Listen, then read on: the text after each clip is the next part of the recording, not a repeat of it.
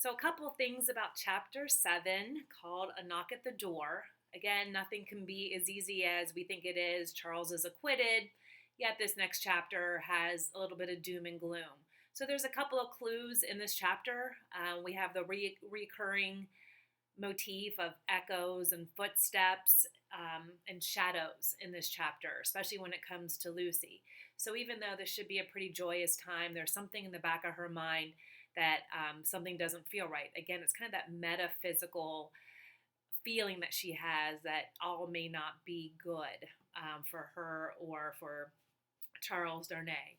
However, Dr. Manette feels totally different. He is excited that he was able to recall Charles Darnay back to life. He was the one witness in which could solve Charles Darnay's problem because the crowd loved him and the jury loved him. There's Bo. Good morning.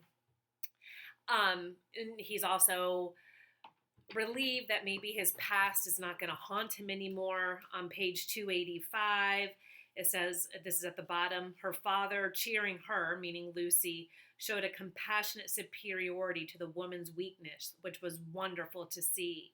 No garret, no shoemaking, no 105 North Tower now. He had accomplished the task he had set himself.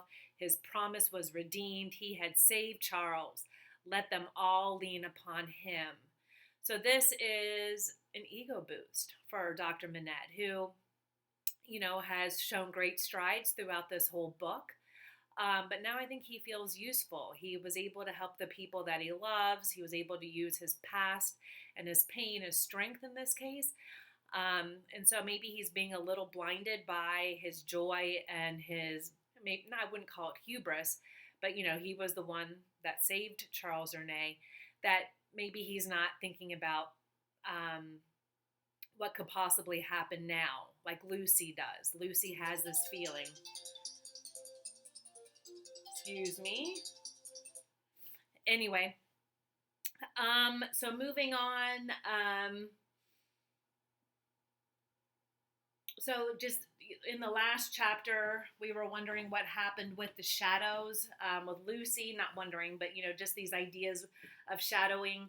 So just always remember the word shadow probably foreshadows Madame Defarge. She's that shadow that will always darken the area around Lucy. So just using the word shadow, Dickens is reminding us about Madame Defarge, and she's not over yet. Her task and her mission has not been completed yet.